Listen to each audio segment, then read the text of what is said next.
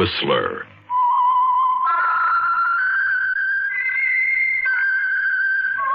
Presented by the United States Air Forces in Europe.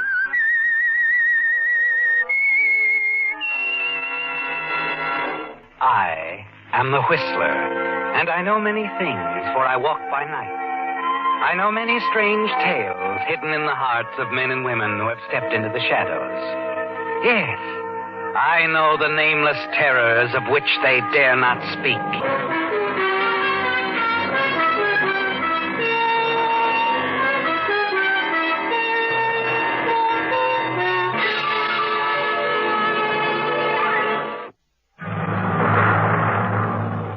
And now, the Whistler's strange story, Hudson Bay Incident.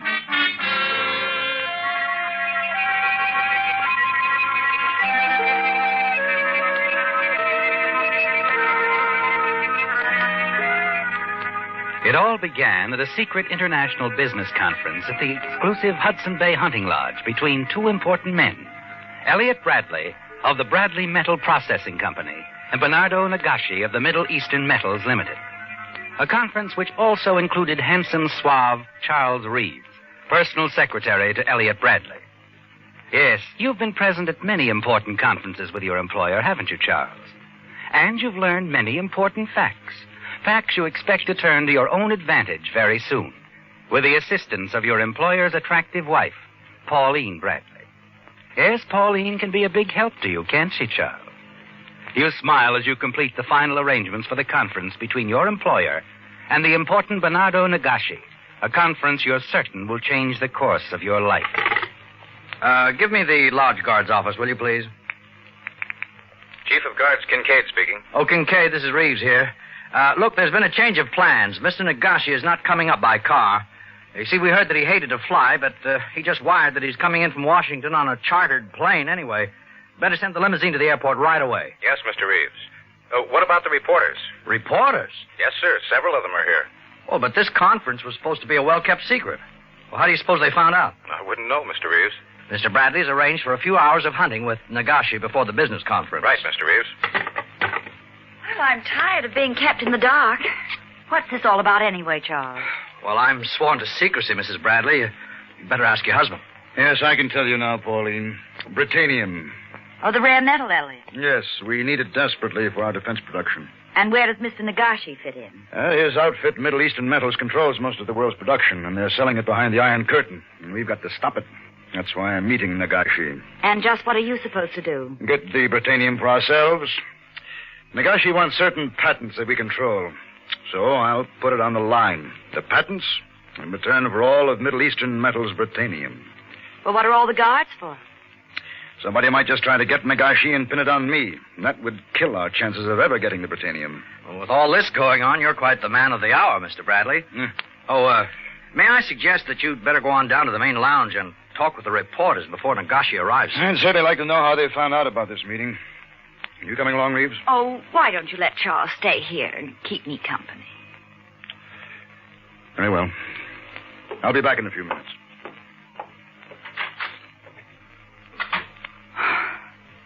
I thought he'd never leave, Charles. I know, darling.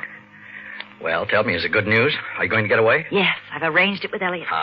I'm leaving tomorrow for a vacation. I'm staying at my sister's in Upper New York. That won't be too far away, will it? No, of course not. We'll have a wonderful time together. Oh, there are 100 out-of-the-way places I want to show you. I wish we were there now. Me too. Elliot means well, but, I'm so tired of his everlasting committees, business meetings, receptions. I just can't take it anymore. I'm going to buy a whole new wardrobe. I'm beginning to feel 16 again. Say, you don't think Elliot suspects anything, do you? Oh, I don't care if he does. I want him to know. No, we have to be sensible, Pauline. My promotion papers are in Elliot's briefcase. All they need now is his signature. Is that so important? It means my whole career. Besides, if he knows about us, you'll never get a cash settlement out of him when you file for divorce. I don't want one. I've decided I'm not touching Elliot's money. I think you're making a mistake, Pauline. Why, Elliot owes you something for all those years of drudgery. I'm leaving him, Charles.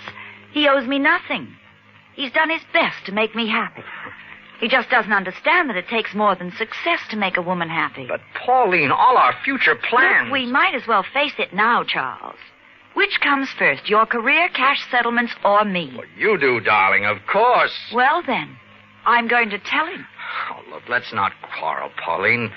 There's no hurry. Oh, come here, darling. Oh, Charles. I want to be as honest as I can to Elliot. I know. You do understand. Of course I do. Now, we'll discuss it later. Now, let's be careful. Elliot's due back any moment. Now, you won't do anything till then, will you, darling? Well, I won't promise that, Charles. It's my decision. Oh, how's the press briefing, Mr. Bradley? Short and to the point. We better get ready. The limousine is coming up the drive with Mr. Nagashi now.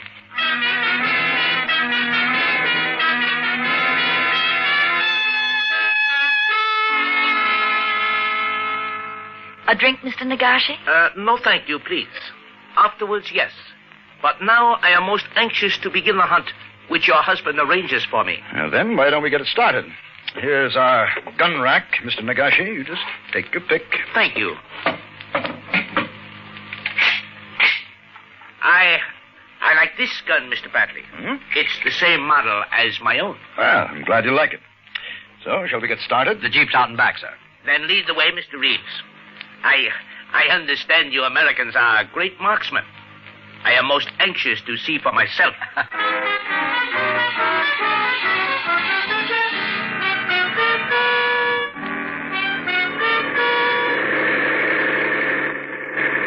You certainly got Nagashi in a good humor.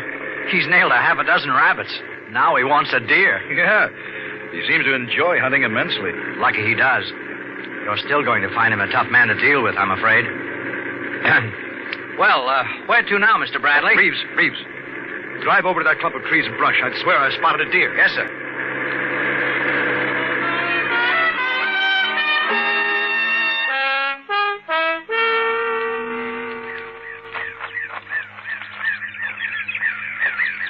There it goes, Nagashi. Over there. I see him. There are two of them. Bradley, stop! Nagashi's right in your line of fire!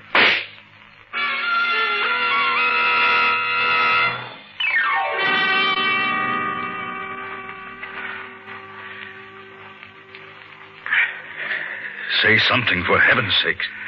Nagashi's dead. Huh? Oh, no. No, he can't be. Reeves, you don't know what that means. Yes, Mr. Bradley. I know exactly what it means.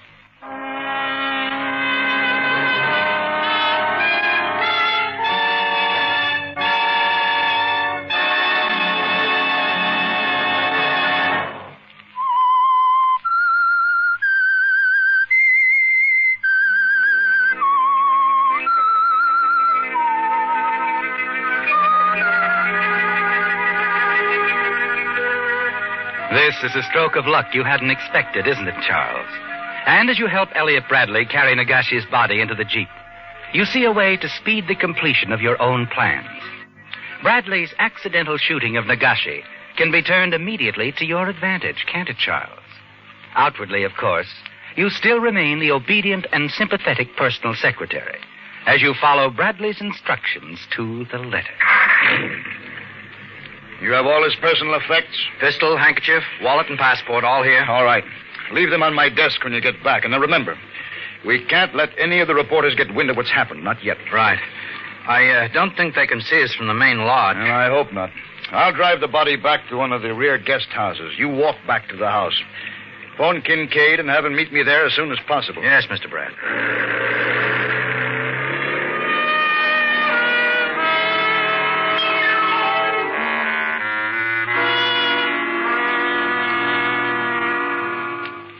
Kincaid, this is Reeves speaking. Mr. Bradley wants you over here right away. It's an emergency. What's happening, Charles? Elliot killed Nagashi while we were hunting. Oh, no. Yes. And Elliot's shot is going to be heard around the world. Where is Elliot now? He's on his way here. Oh, I'd better get the note I wrote him. He mustn't read it at a time like this. What note? About us. I just couldn't face him and tell him you and I were in love. I thought it would be easier if I wrote him a note. But I told you to wait, Pauline. Oh, never mind that now. I left the note on his desk. I bet... Oh, Elliot, Hello, Pauline. Oh, Elliot, I'm so sorry. I know how you must feel. How I feel doesn't matter. It's the consequences that count. I'm a hated word to most of Nagashi's company as it is. There are plenty of enemy agents working inside his company ready to blow this whole thing up into a sinister plot. And there goes Britannium. That's what I'm afraid of, Reeves. I put through a call to Kingston in Washington while I was at the main lodge. No, that's probably Kingston now. Hello. Yes, this is Mr. Bradley. Oh, Mr. Kingston's not in, huh? Well, keep trying, operator. Yes, this is urgent. Oh, he's expected soon? Thank you. Well? He's flying in from a conference in Bermuda. Won't be back till 6. We'll just have to wait. Would you like a drink, Elliot? Yes, I could use one. What's this note here on my desk? Oh, I forgot to give it to you this morning. It's not important. I might as well read it. Keep my mind from Nagashi and Britannium. No, please don't bother. You can read it later. Here's your drink. Thanks. Here's the door, Reeves. Yes, Mr. Bradley. Oh, this way, Mr. Kincaid. Mr. Bradley, you sent for me? Yes, Kincaid. We're faced with an emergency. While we were hunting, Nagashi was accidentally shot, killed. I won't go into details, but we're sitting on a powder keg and we just can't let it go off. Now, I want you to keep the road from the lodge under constant guard and be sure that none of the reporters leave, understand? I'll take full responsibility. All right, Mr. Bradley. Thanks, and, just to be safe, you better have the press phones go out of order. If you say so, Mr. Bradley. Arrange to have dinner served the reporters at 6:30. Tell them it's important for them to remain and... Oh, never mind, I'll tell them that myself. Yes, that's all, Kincaid. Right, Mr. Bradley. Well, what now? I don't know, Reeves. I don't know. You can't keep this secrecy up very long, you know. Keep it up until we hear from Washington. And what can they do? I don't know that either. But there must be some way out. I can't let thousands of pounds of Britannium get into the wrong hands because of my stupidity. Well, it's not your fault, Elliot. Yes, it is. If I could only think. Maybe... What about suicide? You'd stand behind me, Reeves, wouldn't you? It's not for myself, you understand that. No, suicide won't work. Why not? The bullet went through his back. It'd be impossible for Nagashi to shoot himself in the back. Yes, you're right. Well, I better go out and install those reporters. Forget them. That's wasting time, Bradley. There is one person who can get you out of this. Oh, who's that? Me. What? I'm in no mood for games. I'm not playing any.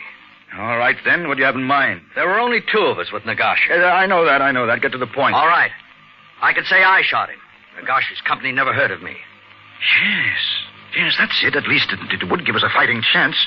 Your name means nothing to them. They couldn't blow you up into an international incident and make it stick. Exactly. And it would save your reputation. Well, I don't care a snap about that now. Oh, no, of course not. You're only concerned with Britannia. Charles, I don't want to argue. If you go through with this, I'll be eternally grateful. Let's leave it there. Well, that's not quite enough.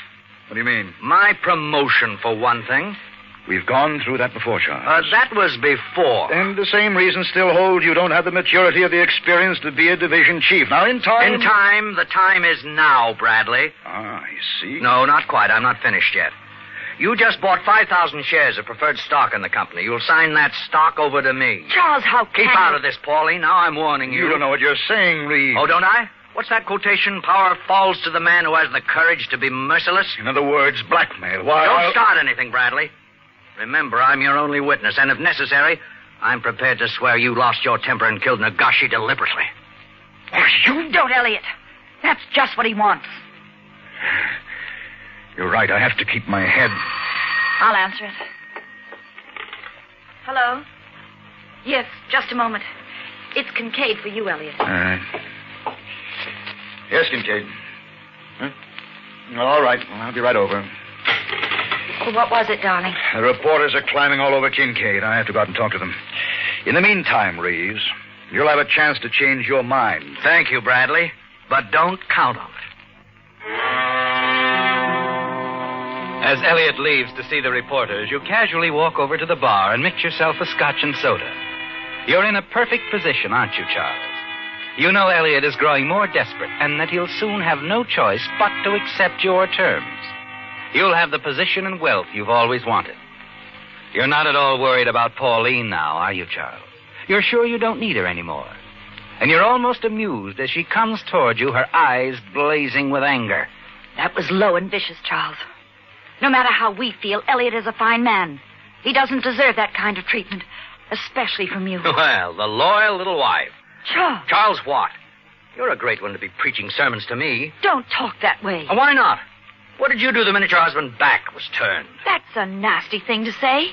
I was in love with you, you know that. Was? Yes. Past tense. Oh, I see. I wonder how many times you've played this little game before. Why, you... Oh, that slap won't help. You don't like the truth, do you? It was a lie. A despicable lie. Oh, was it? I suppose you really believed I wanted to marry you. What? Oh, I see. I was just a pawn in your little game. First, you wanted to become Elliot's personal secretary. And then you wanted the promotion and the cash settlement. You were just using me, weren't you, Charles? What a fool I've been. Well, you don't have to keep on being one. Hey, look, Paulie. Oh, forget it. How did it go, Elliot? Not good, not good. The reporters are getting suspicious. They want to see Nagashi. Well, you don't have much time, Bradley. I didn't ask for your advice. You're waiting for Washington, aren't you? They can't save you from a murder charge. I'm the only one that can do that. I don't do business with a knife at my throat. But it's there all the same, Bradley. I prefer to ignore that fact. Pauline. Yes, darling. What did I do with that note I found on my desk? Oh, here it is in my overcoat. Oh, please, Elliot. I'd rather you didn't read it now. Why not, Pauline? What's so amusing? Oh, nothing. Nothing at all. It's all right with me if you never read the note, Bradley.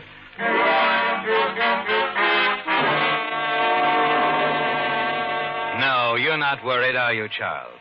You're certain that once Elliot Bradley talks with Washington, he'll have no choice. He'll be forced to accede to your demands and say nothing.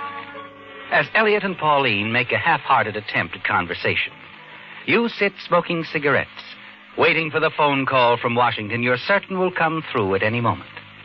After about 20 minutes, as Elliot quickly reaches for the phone, you silently lift the extension phone, open your notebook, prepare to make your usual notes of the conversation.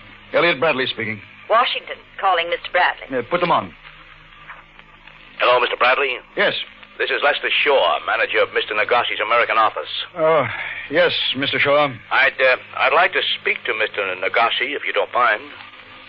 Well, he is not available at the moment. He went hunting.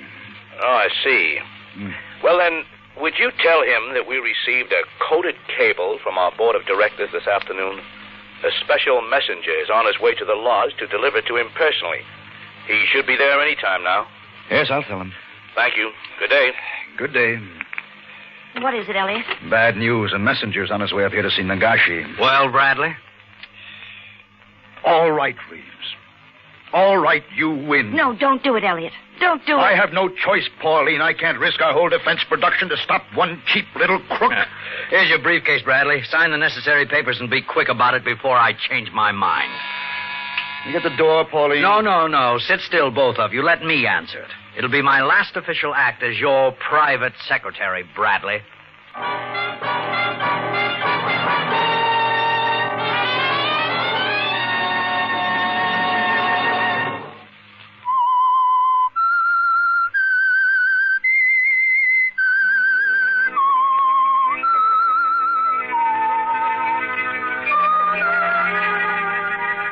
You're certain now that you've won, aren't you, Charles? That in a few minutes you'll have 5,000 shares of the valuable metals company's stock and also get your promotion to division chief. As soon as the messenger from Nagashi's Middle East Metals Company arrives and learns that Nagashi has been killed, Elliot Bradley will quickly sign the papers necessary to complete the deal that you forced him into. And the beauty of it is that Bradley can never reveal the fact that he was blackmailed without also revealing that he killed Nagashi. You smile smugly to yourself as you answer the doorbell. Oh, hello, Kincaid. What can I do for you? I have to see Mr. Bradley right away. Well, Mr. Bradley's busy at the moment. I'll speak for myself, Reeves. What is it, Kincaid? Well, frankly, sir, I don't know what to make of it. Here, see for yourself. Bring him in, men. Get your hands away from me. Who is Mr. Bradley? I am. Are you the special messenger? Messenger? I have never been subjected to such outrageous treatment in my entire career. First, you canceled our engagement this morning and asked me to arrive at 6 this evening. And now this. But you must be mistaken. I am not mistaken. What kind of bungling is this? I have your telegram in my correspondence file. I am holding you and your company responsible. Just who are you? Oh, the final insult. I am Bernardo Nagashi, here at your invitation, Mr. Bradley. It's impossible. He's out of his mind, Bradley. Keep quiet, Reeves. Your passport, please. Oh, Dale, I suppose you'll search my luggage next, huh? I'm sorry, but I must insist on seeing your passport. Very well, but I give it to you under protest. Here. Now are you convinced who I am? Well, no, not yet. Pauline, hand me that other passport. It's on the desk next to the gun and the handkerchief. Yes. Here it is, Elliot. Thank you. Well, this passport has your name in it, too. And look at the identification photo. Huh? A forgery. It is Kim Son-Konoye. Where is this man now, huh? Dead. He was shot today by accident while we were out hunting. Thank heavens. Forgive me, Mr. Bradley, but we were almost the victims of a daring and clever plot. Yes, I see it now. He sent you a telegram to delay your arrival, then wired us he was coming in by plane. This Konoye was one of the Middle East's cleverest agents. He was here for more than information, Mr. Bradley. He didn't want me to return alive. The Whistler. Listen next week when once again the United States Air Forces in Europe present The Whistler.